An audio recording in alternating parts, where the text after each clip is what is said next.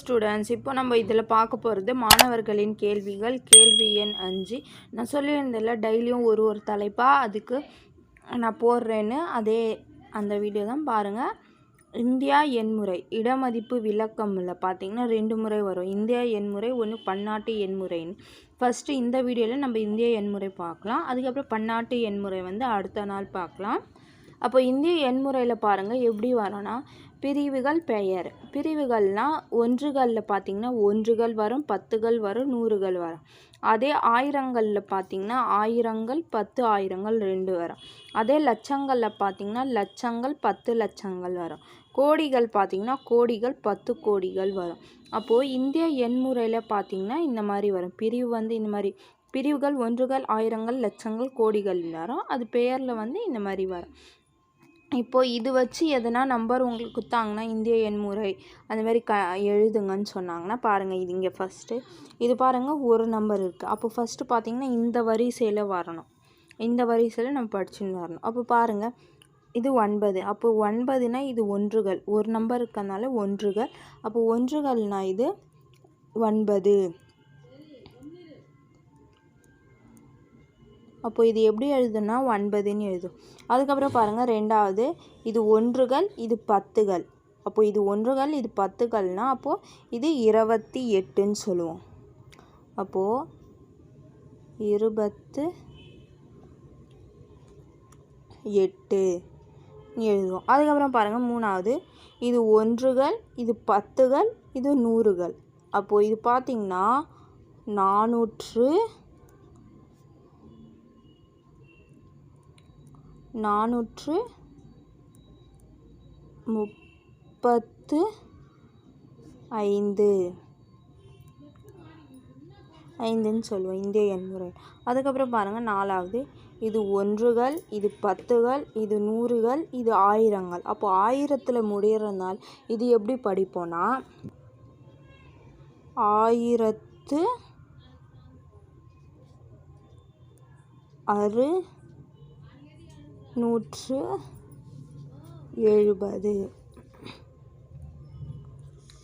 அதுக்கப்புறம் பாருங்கள், இது ஒன்றுகள், இது 10கள், இது 100கள், இது ஆயிரங்கள், இது 10,000ங்கள். அப்போ 10,000னா இது 2 ஆயிரங்களில் சேர்த்து சொல்லலாம். அதுக்கப்புறம் இது நம்ம எழுதும்.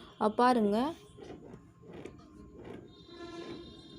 40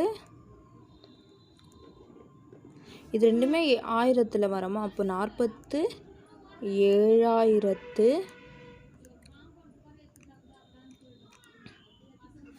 இது 684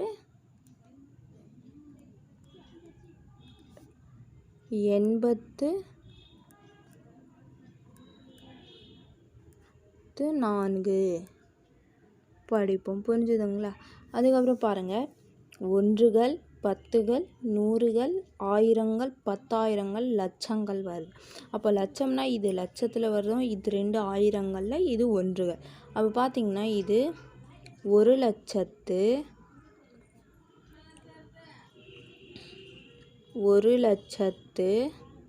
இது ரெண்டுமே சேர்த்து எழுதணும். அப்போ 20,000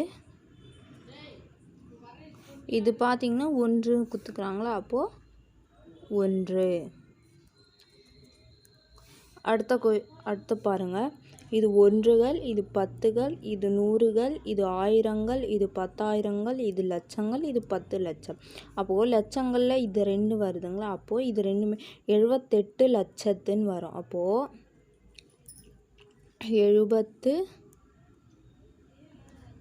78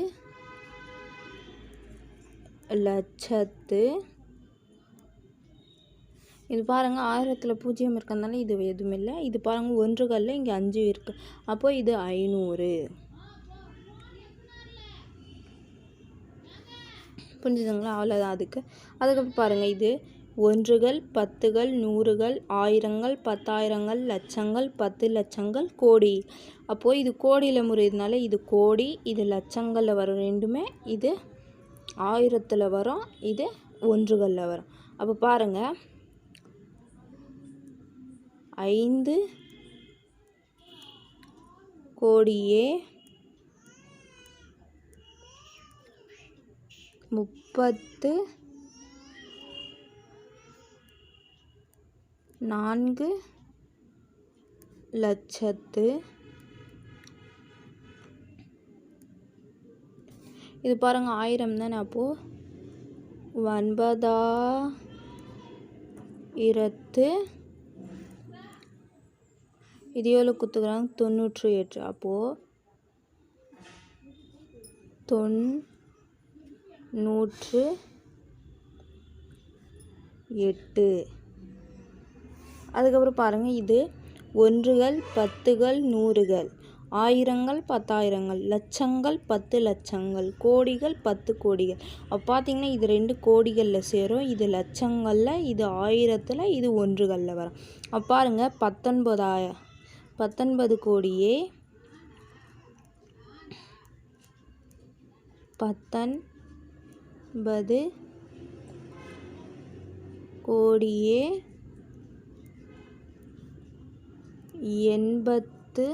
87,00,000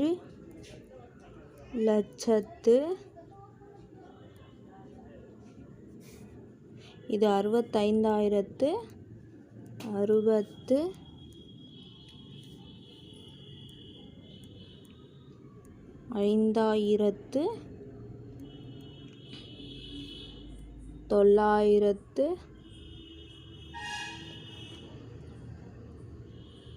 9,12.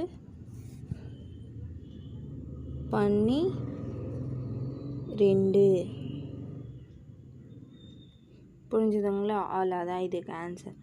அப்போது நம்ம எப்படி எழுதுறோன்னா, கோடியில் வர்றது இதுக்கு கோடியில் சேர்த்து எழுதுகிறோம், அதுக்கப்புறம் லட்சங்களில் வர்றது லட்சங்களில் எழுதுகிறோம், இது 1000ல் வர்றது 1000ல் எழுதுனா, இது 1களில் வர்றது 1களில் எழுதுகிறோம். புரிஞ்சுதுங்களா? அந்த மாதிரி தான். அவ்வளோதான் இதுக்கு.